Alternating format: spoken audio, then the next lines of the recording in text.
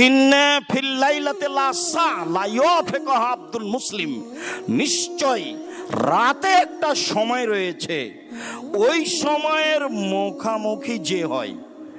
নিশ্চয় রাতে একটা সময় রয়েছে, ওই সময়টা যে ধরতে পারে, ফায়াসালুল্লাহ খায়রান মিন আমরি দুনিয়া ওয়াল আখিরা ইল্লা আতাহু ইয়াহু, তখন আল্লাহর কাছে চাই ইহকালের কল্যাণ, পরকালের কল্যাণ, ইহকালের কল্যাণ, পরকালের কল্যাণ।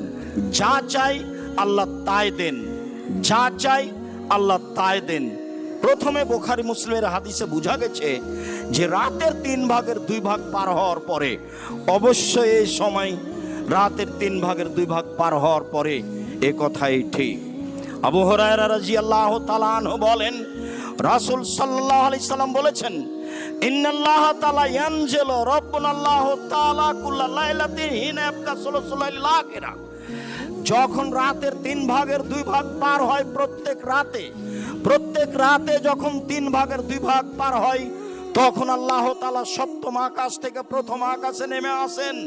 তিনি বলেন, মায়াদুনি ফাস্তাজিব লাহু, কে আমাকে ডাকে আমি তার ডাকে সাড়া দেব।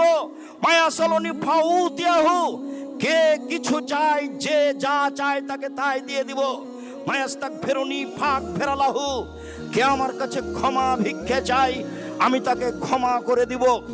অত্র বুখারী মুসলিমের হাদিস প্রমাণ করে অবশ্যই সেটা রাতের 3 ভাগের 2 ভাগ পার হওয়ার পরে।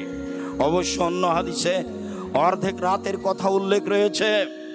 উসমান ইবনে আস রাদিয়াল্লাহু তাআলা আনহু বলেন, রাসূল সাল্লাল্লাহু আলাইহি সাল্লাম বলেছেন, এজা কানা নিসফাল লাইল, যখন রাত অর্ধেক হয়, ইউনাদি মুনাদিম মিনাস সামায়ে, আকাশ থেকে আল্লাহ চিৎকার করে বলেন, আকাশ থেকে আল্লাহ তাআলা মানুষকে ডেকে বলেন, প্রথম আকাশ থেকে বলেন, মান দাইন ইস্তাজাবু লাহু, কে ডাকে তার ডাক, তার কথা মেনে নেওয়া হবে। মান সাইরিন ইউতা, কে চায় তাকে দিয়ে দেওয়া হবে। মান ফি মাকরুবিন ইউফাররাজু আনহু, কে বিপদগ্রস্ত আছে তাকে বিপদ থেকে রক্ষা করা হবে।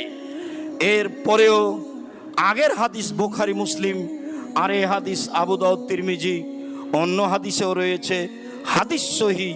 তবে আমল হিসাবে সম্ভবপর চেষ্টা করতে হবে রাতের 3 ভাগের 2 ভাগ পার হওয়ার পরে।